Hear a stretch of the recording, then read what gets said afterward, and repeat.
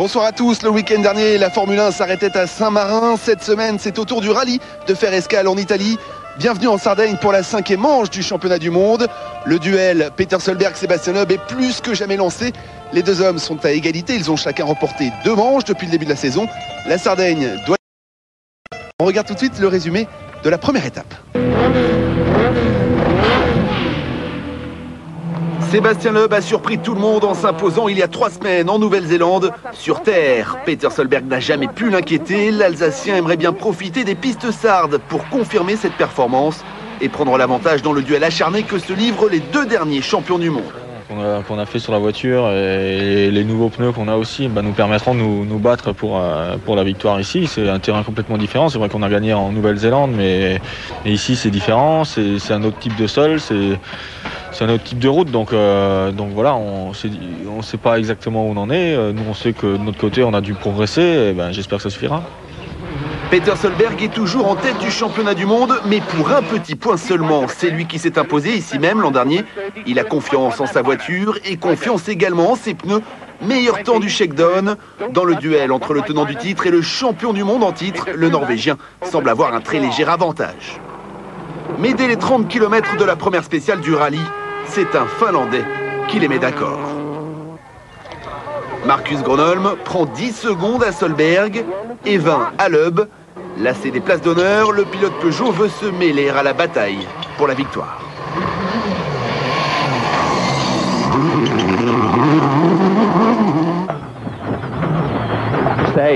Ja oikein hidas, kivet sisällä. Vasen nopea. La bonne surprise de ce début de rallye vient de Mitsubishi. Harry Rovanperä signe sa meilleure performance de la saison en terminant 2e de la spéciale. Gigi Galli se classe lui 5e.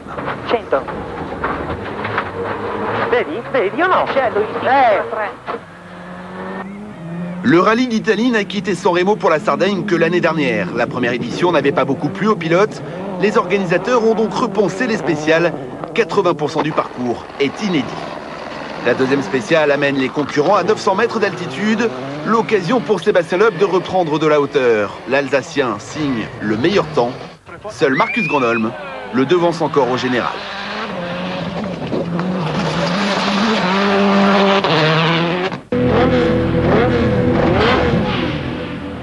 Mais pas pour longtemps. Nous sommes dans la 3e spéciale, la dernière avant le premier passage au parc d'assistance. Marcus Gronholm a pris un excellent départ sur ce rallye.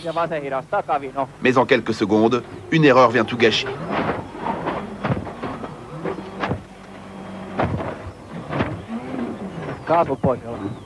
Un freinage manqué et une série de tonneaux. Mais dans sa malchance, le Finlandais a de la chance. Retombé sur la piste en contrebas, il redresse sa voiture avec l'aide de spectateurs. Which way? Which way? Which way? Le temps de retrouver son chemin et ses esprits. Il repart. 1 minute 40 de perdu. Il est 22e.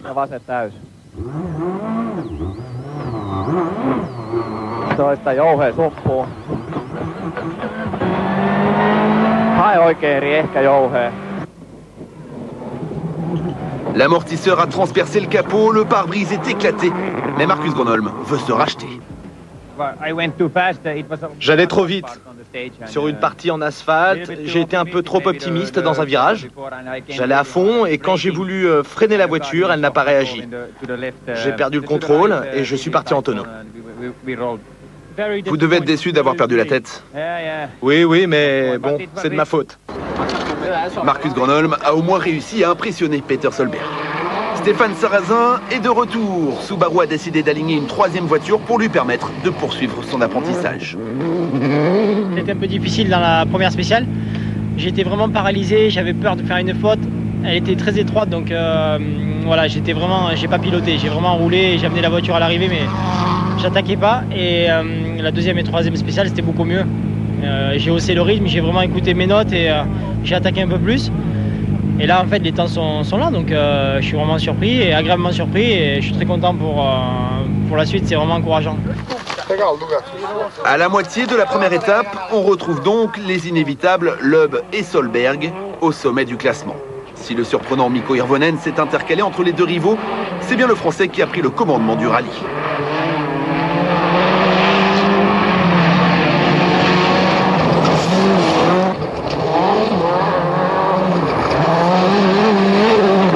Hier au shakedown, on a inventé un petit peu un nouveau réglage d'amortisseur qui paraissait avoir plus de grip, et c'est vrai que dans la une on rebondissait beaucoup, donc j'ai ajusté ça pour les spéciales suivantes. Là ça a été bien, je suis de nouveau en confiance avec la voiture, donc pour l'instant ça se passe pas trop mal.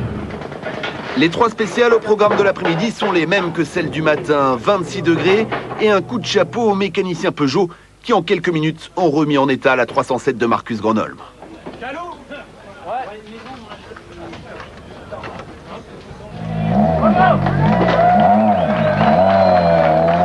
Pour preuve, le Finlandais signe le meilleur temps de la 4e spéciale.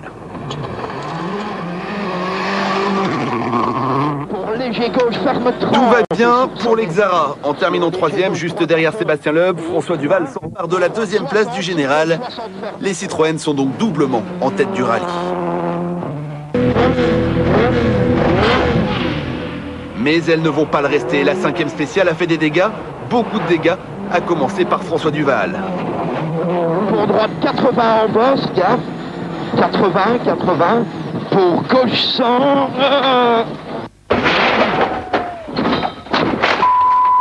François. Allez, vite, sors. Une trop grande prise de risque qui se paye par un tonneau. Une erreur due aussi sans doute à un moment d'inattention.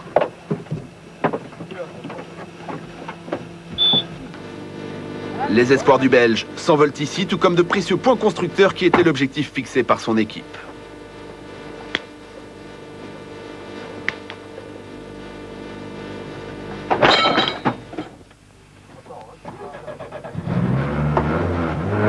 François Duval repart sur 3 roues et doit abandonner quelques mètres plus loin.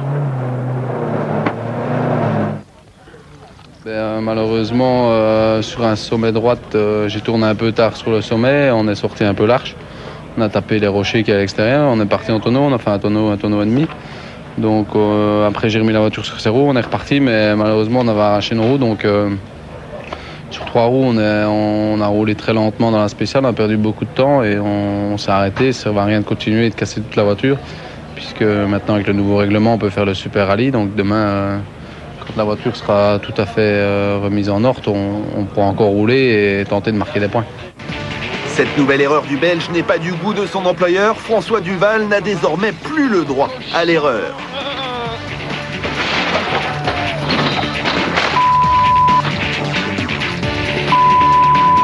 Je suis allé sur le terrain pour voir ce qui s'était passé. Incontestablement, François n'a ou pas compris la note, ou pas entendu, ou déconcentré, parce qu'à l'endroit où il sort, il n'a pas de raison d'être à cet endroit-là. Il est bien évident qu'il faut absolument que François termine les rallyes et dans les gros points pour pouvoir remonter sur le leader.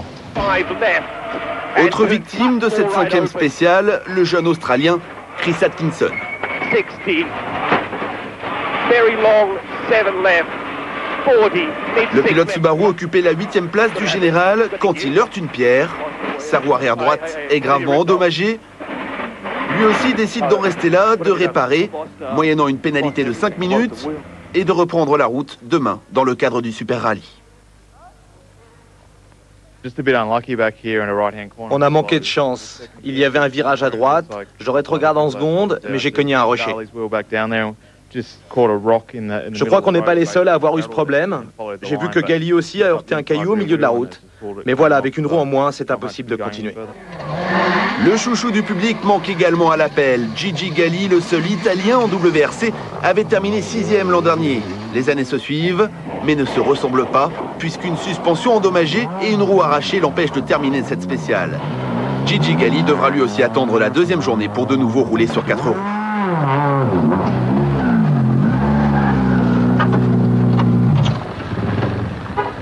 Je ne sais pas ce qui s'est passé, je crois qu'une suspension a lâché. Après ça, on a perdu une roue, donc je ne pouvais plus continuer.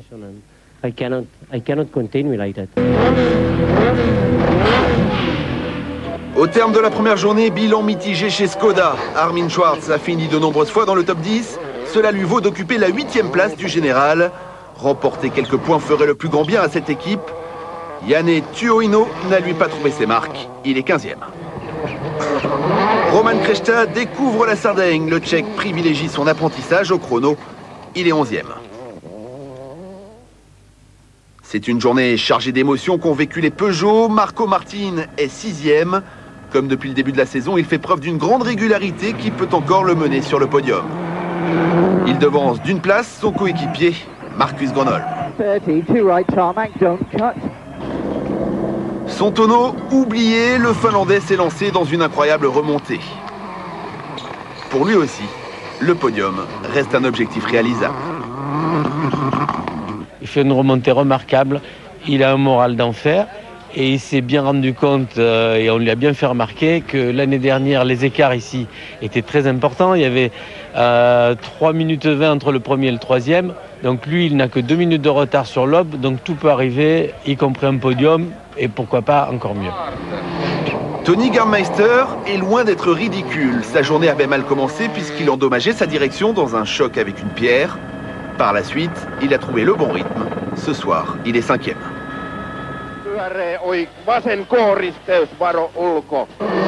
Juste devant lui, Harry Rovanperä. Honorable 4e, cette performance permet à Mitsubishi de se consoler de l'abandon de Gigi Galli. 2 crevaisons lui font perdre du temps, mais les nouveaux amortisseurs de sa Lancer lui permettent d'en gagner. Mais l'homme du jour, c'est lui, un autre Finlandais, Mikko Hirvonen. Pilote privé, il devance de nombreux pilotes d'usine puisqu'il est 3e. Au volant d'une Ford Focus WRC 2003 privée, il surprend tout le monde. C'est une super journée, mais c'est la première d'un long rallye. Je n'ai eu aucun problème aujourd'hui. La voiture marche bien, tout va pour le mieux. Il compte déjà plus de 30 secondes de retard sur Sébastien Loeb, mais il reste menaçant. Il s'agit bien sûr de l'inévitable Peter Solberg. Contraint d'ouvrir la route, cela l'a gêné. Il lui fallait faire la trace et donc rouler avec des gommes plutôt tendres, peu idéales pour ce terrain.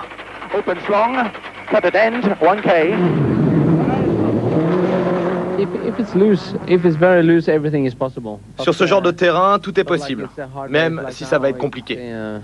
Je n'aime pas dire le mot impossible, le mot difficile me paraît plus juste.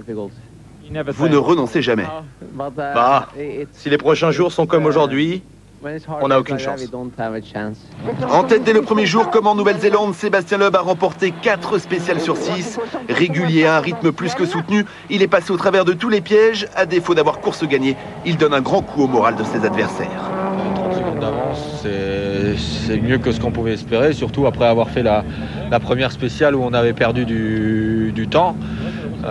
Depuis, ça a très bien marché, donc le feeling avec la voiture est bien maintenant, tout va pour le mieux, donc c'est vrai que 30 secondes d'avance c'est super, mais il faut encore que ça dure 2 jours. C'est un rallye difficile, piégeux, on voit beaucoup de pilotes qui se sont fait piéger. Je ne suis pas en position de lâcher encore, il faut que je reste concentré, il faut rester dans le rythme, donc je dirais que rien n'est fait, mais la position est bien pour l'instant. Un coup d'œil au classement de cette première étape et déjà des écarts considérables, puisque Sébastien Loeb est en tête avec 32 secondes d'avance sur Peter Solberg et 59 sur Mikko Hirvonen. Suivent Harry Rovanperä, Tony Gardmeister et les 2 pilotes Peugeot. Stéphane Sarrazin est 18e. Nous sommes de retour à Olbia, dans le nord-ouest de la Sardaigne, pour ce rallye d'Italie. Après une journée de course, Sébastien Loeb a pris la tête. Il possède plus de 30 secondes d'avance sur son principal rival, Peter Solberg. Mais il reste 2 journées de course très difficiles. Il va donc falloir tenir. On regarde le résumé de la suite de ce rallye d'Italie. 5 spéciales au programme de cette deuxième étape. Plus de 140 km chronométrés. Des pistes toujours aussi cassantes et piégeuses. Il fait beau, il fait chaud. La Sardaigne est très fière d'accueillir le championnat du monde des rallyes. Et Sébastien Loeb commence cette journée comme il a terminé la précédente. Par une victoire. Il remporte la 7e spéciale et conforte un peu plus encore sa première place du rallye. Plus de 38 secondes d'avance sur Peter Solberg désormais. Le travail de Michelin paye. Un nouveau pneu, nom de code ZBTO, inauguré victorieusement en Nouvelle-Zélande, permet aux Français d'être très à l'aise sur la terre. Adapté à sa conduite, ces pneus sont un très bon allié pour continuer de faire la course en tête.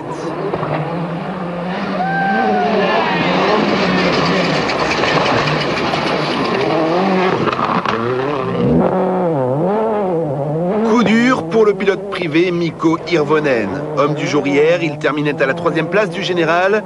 Mais après avoir perdu 2 roues en ce début de matinée, il est contraint de s'arrêter. Sa déception est à la hauteur de l'exploit qu'il avait réalisé la veille.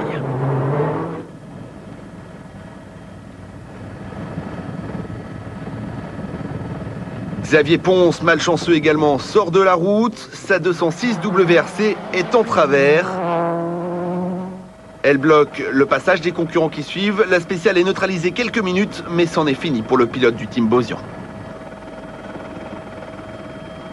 Grosse frayeur enfin pour Manfred Stoll. 10e du général, le pilote du team OMV heurte une pierre, mais il peut repartir. Au volant d'une Xara WRC, il perd quelques secondes et 2 places au classement.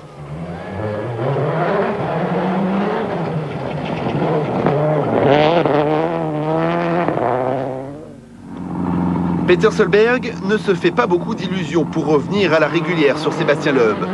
Mais il n'abdique jamais, d'autant plus qu'il s'est passé beaucoup de choses et par conséquent tout peut encore arriver. Il remporte la 8e spéciale, la plus longue du rallye, 39 km, sur lesquels il reprend 2 secondes 5 à son rival. Une 2e place en Sardaigne lui ferait perdre la tête du championnat, mais pour un petit point seulement, rien d'inquiétant.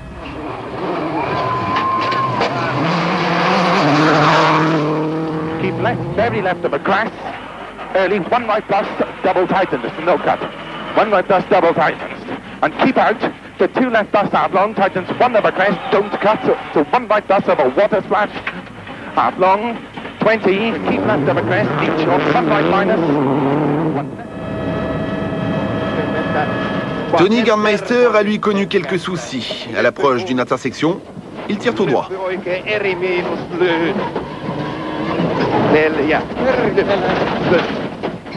Un écart qui lui coûte près de 50 secondes, mais surtout la 4e place qu'il cède à Marco Martin. 4 hommes peuvent encore prétendre à la 3e marche du podium. Harry Rovanperä, actuel 3e, Marco Martin à 10 secondes, Tony Gardmeister à 22 et Marcus Grönholm à 24. À la mi-journée, l'avance de Sébastien Loeb en tête du rallye est de 36 secondes. Il faut être très concentré, il faut garder un bon rythme parce que Solberg roule très vite et la moindre petite faute ou si je soulage un peu trop, il va vite être revenu derrière nous. Donc il faut vraiment rester concentré, attaquer, rester sur la route. C'est vrai que c'est un rallye où c'est difficile de rester sur la route et de jamais faire de faute. Il y a beaucoup de pièges, des rochers tout près des bords, des routes très étroites, rapides. Donc c'est vraiment difficile. Gigi Galli profite de la règle du Super Rallye pour sauver l'honneur. C'est lui qui remporte la première spéciale de l'après-midi, la 2e de sa carrière.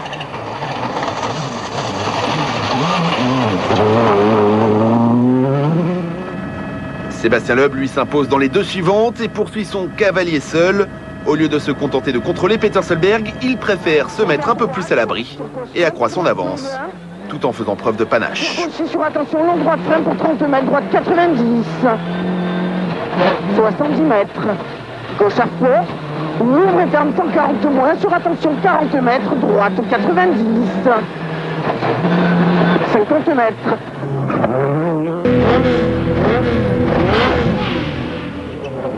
Encore une journée à oublier pour Skoda.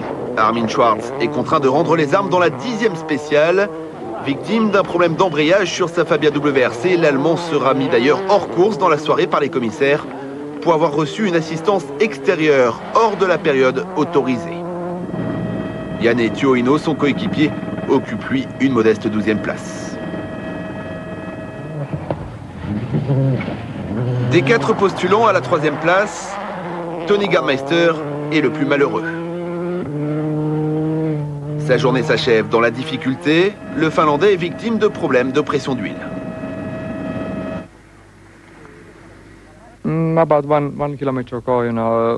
Il y a 1 kilomètre environ, j'ai vu que le niveau de pression d'huile était très élevé. J'ai appelé l'équipe par radio, je leur ai demandé ce que je devais faire. Ils m'ont dit de m'arrêter. C'est donc une bien mauvaise journée pour Ford. Tony Gardmeister est 8e, Mikko Hirvonen a tout perdu. Roman Krejta tentera de sauver l'honneur, il est 7e, devancé par une Ford privée, celle du surprenant Mark Hingis.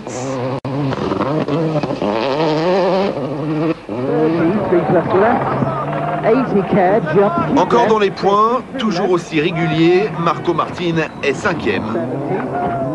L'Estonien a essayé de nombreux réglages, toujours en phase de découverte d'une 307 qui paraît de mieux en mieux lui convenir. Il a su éviter tous les pièges et devrait marquer de nouveaux points constructeurs très importants pour Peugeot dans la course au titre. Son coéquipier est tout simplement incroyable. Son tonneau du premier jour appartient au passé. Le grand Marcus a une qualité, la détermination.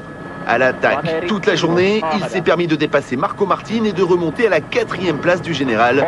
Le podium devient un objectif tout à fait réaliste.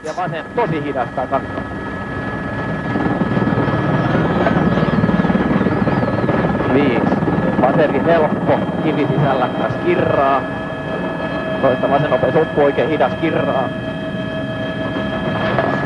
8 ja oikein pitkä nopea.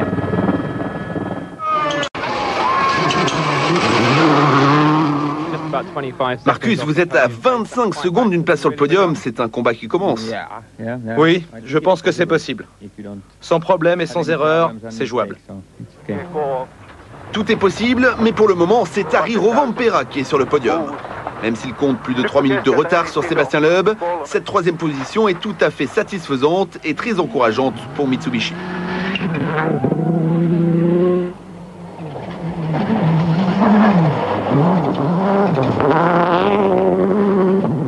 Harry, c'est une belle journée pour vous, mais Marcus Gronholm revient très fort derrière. Oui, bien sûr. Il y a Martin aussi. Ils conduisent bien. Ce sont des attaquants, mais moi aussi. Ne jamais lâcher prise, c'est sans doute la devise de Peter Solberg, à l'affût de la moindre erreur du leader. La 2e place serait un moindre mal. Le duel Loeb-Solberg est quoi qu'il en soit d'une rare intensité.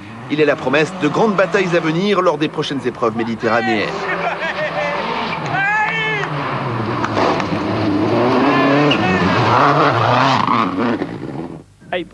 Vous allez remporter 8 points demain, le championnat est très serré. Oui, mais ce n'est pas fini. Beaucoup de choses peuvent encore se passer, donc je vais me battre jusqu'au bout. Sébastien Loeb n'a pas baissé la cadence malgré son avance. Conséquence, il abordera la dernière journée avec un avantage de 55 secondes.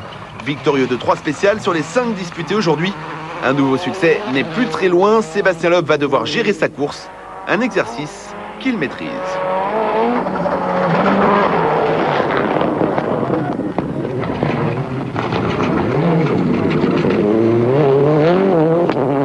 Que ça se termine comme ça et qu'il n'y ait pas de soucis ni mécanique, ni d'erreur, ni faire d'erreur. Il faut rester concentré, rester sur la route. Je pense que l'avance qu'on a, c'est vrai que ça devrait être gérable, mais il faut pas faire de faute. C'est très piégeux, c'est très étroit et donc voilà, je ferai tout pour rester sur la route. On va rouler au milieu de la route pour éviter les crevaisons parce que demain il y a quand même 6 spéciales sans assistance, donc tout peut arriver encore, hein, c'est pas fini. Donc rouler tranquillement et regarder par rapport à ces temps où on en est. On sait qu'on peut enlancer temps par spécial, donc on va voir quoi. Au classement, Sébastien Loeb compte donc 55 secondes d'avance sur Peter Solberg. Harry Rovanperä, Marcus Gronholm et Marco Martin sont à plus de 3 minutes. Mark Higgins occupe une surprenante 6e place. Stéphane Sarrazin découvre et apprend la terre. Il s'est amélioré au fil des journées.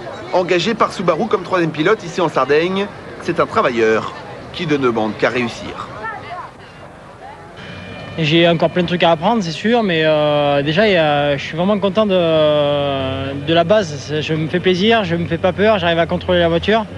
J'attaque pas au maximum parce que je suis pas assez en confiance, mais déjà d'être là, je suis vraiment très satisfait et c'est encourageant pour la suite. On voit signer des autographes, se faire prendre en photo, pas mal. Sarrazin, c'est quand même un nom que les gens citent souvent, même sur les spéciales. C'est la Formule 1 qui a fait ça ou c'est comment vous l'expliquez?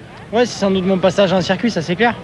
Parce que j'ai quand même pas mal roulé, mais peut-être que mes performances l'année dernière en mondial ont fait que maintenant je suis un peu plus médiatique, populaire, je sais pas. Et voilà, en tout cas en rallye, c'est vrai qu'il y a beaucoup de fans. Puis on est vraiment proche du public, donc de suite, dès qu'on parle un peu, les gens après sont peut-être réceptifs et encouragent plus. Et une dernière question, comment ça se passe chez Subaru avec donc un Norvégien, un Australien, un Français? Vous entendez bien tous les trois, vous travaillez ensemble un peu? Ouais, on travaille toujours ensemble en fait. Bon, pour l'instant, on a vraiment tous les réglages de Peter puisque c'est lui qui règle la voiture et qui la connaît à 100%, donc je roule complètement avec ses réglages. Mais on discute beaucoup de ça justement, et puis on essaie de partager nos points de vue. Et, non, c'est sympa, même avec Chris, on parle pas trop de réglages, mais on parle de l'ensemble du rallye. Et sur les recos, par exemple, toute la semaine, on est ensemble. Et il y avait vraiment une très bonne ambiance dans l'équipe. Troisième et dernière journée de ce rallye, les pistes sardes vont bientôt rendre leur verdict. Au programme, pas de vent, mais beaucoup de poussière.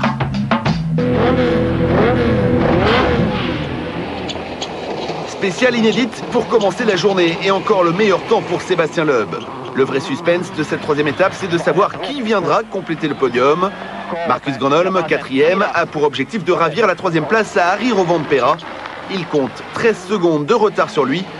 Mais le pilote Mitsubishi n'entend pas se laisser faire, il se bat comme un diable et se permet même d'accroître son avance de 3 secondes dans la 12e spéciale. Ok.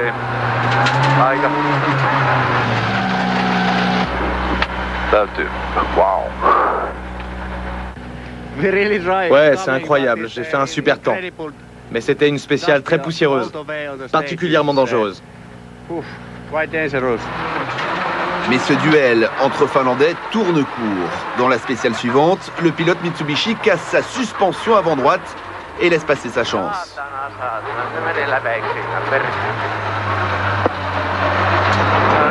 Il tente bien sûr de réparer, mais sans assistance, il lui faut se rendre à l'évidence. C'est mission impossible.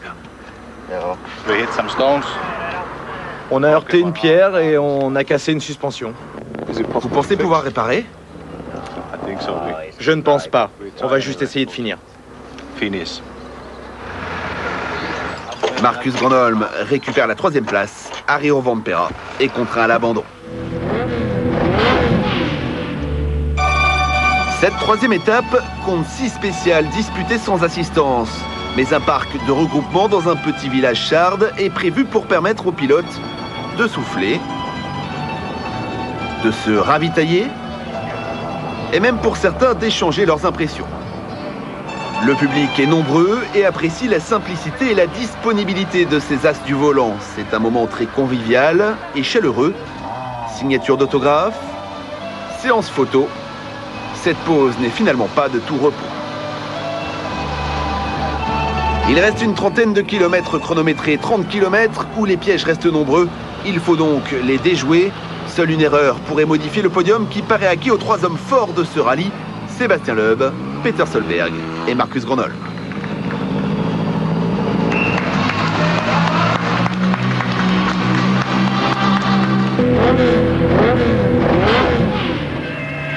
Armin Schwartz disqualifié après avoir de toute façon abandonné. Yann Tuorino termine 12e. Skoda ne ramène qu'un point constructeur de Sardaigne. Insuffisant.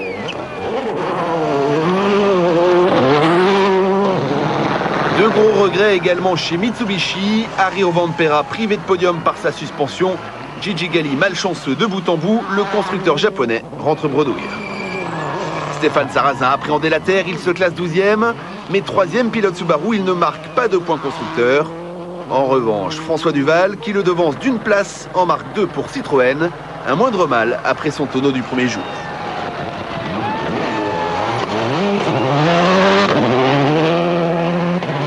Pour Ford, le bilan est plutôt positif. Tony Gardmeister termine 5e, Roman Cresta 6e.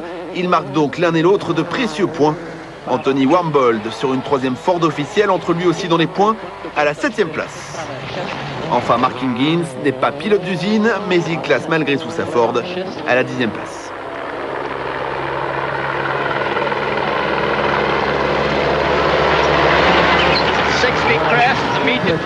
Sa régularité lui permet de terminer 4e. Marco Martin a encore rempli son objectif sur ce rallye, mais il semble avoir encore du mal avec sa Peugeot. Il est loin de faire jeu égal avec son coéquipier. Marco Martin n'est pas bien à l'aise dans cette voiture-là. On travaille beaucoup avec lui. Ils ont des styles de pilotage totalement différents. Et c'est vrai que la voiture, jusque-là, elle est plutôt réglée pour Marcus. Ce tonneau aurait pu avoir raison de Marcus Gronholm, mais le Finlandais ne renonce jamais. Belle leçon de combativité puisqu'il arrache la 3e place du podium. Peugeot conserve la tête du classement des constructeurs, mais ni Marcus Gronholm ni Marco Martin n'ont encore remporté de rallye cette saison. Alors, à quand la première victoire ? On a beaucoup gagné en fiabilité. Maintenant, il faut qu'on reprenne un peu de la performance puisque les autres nous ont rattrapés en performance. Donc, il faut qu'on arrive à développer, rouler un petit peu, gagner quelques dixièmes. C'est l'histoire de quelques semaines, mais on va en gagner. Peter Solberg s'était imposé l'an dernier, ici même avec une avance considérable. Cette année, c'est un retard considérable qu'il a sur Sébastien Loeb. C'est avant tout une histoire de voitures et de pneumatiques, mais le duel est lancé. On va attendre le prochain rallye et d'ici là, on va travailler avec les nouveaux pneus. En attendant, ici, on ne pouvait rien faire. La course de Sébastien Loeb a tout simplement été magistrale. L'Alsacien a su déjouer tous les pièges, pourtant nombreux. Il a fait preuve de panache en conservant un rythme soutenu, malgré une avance considérable. Il remporte ce rallye d'Italie-Sardaigne avec 1 minute d'avance sur Peter Solberg et 3 sur Marcus Gronholm. C'est vrai que l'année dernière, on s'est battu ici avec Solberg. C'est lui qui a gagné, c'est nous qui avons fini deuxième, mais on n'avait pas vraiment la possibilité de se battre pour la victoire. On en a été conscient et on a beaucoup travaillé depuis. Et cette année, on prouve que ce qu'on a fait, ça paye. Et là, on gagne le rallye avec une bonne avance. Donc c'est vrai que c'est encourageant pour la saison. Ça fait 2 rallyes terre d'affilée que vous remportez devant Peter Solberg. C'est un avantage important, au moins psychologique. Un avantage important au niveau du championnat. Pour l'instant, ça fait 1 point de différence. Donc c'est vrai que c'est très très serré. La moindre erreur peut tout de suite coûter 10 points. Donc c'est vrai qu'il y a une grosse pression. Et psychologiquement, d'avoir gagné les deux, c'est sûr que moi, quelque part, ça me met ça me donne un peu de confiance, mais lui d'un autre côté je pense que ça le motive à attaquer encore plus, donc l'un dans l'autre je pense que ça sera encore de belles bagarres dans les prochains rallyes. 8 spéciales remportées sur 17, Sébastien Loeb signe sa 3e victoire cette saison, la 13e de sa carrière. Il reprend pour un petit point la tête du championnat du monde, mais ce 2e succès consécutif sur terre, spécialité de son rival Peter Solberg, est de très bon augure avant les 3 prochaines épreuves qui se disputeront sur des terrains semblables à Chypre, en Turquie, puis en Grèce.